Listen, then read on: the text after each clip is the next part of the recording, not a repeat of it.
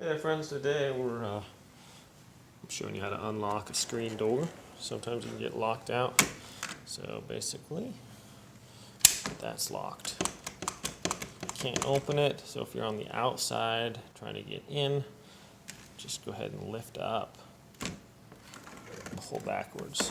Now the problem here is that a lot of screen doors aren't put in correctly, and all you have is a little hook here. And then this little hook, this thing goes down over the hook. Okay, so your screen door at the top, if you can look, has this screw right here.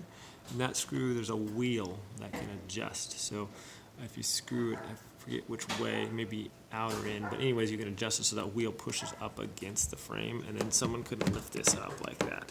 Okay, so if you want to stop people from being able to open your door, you can do that.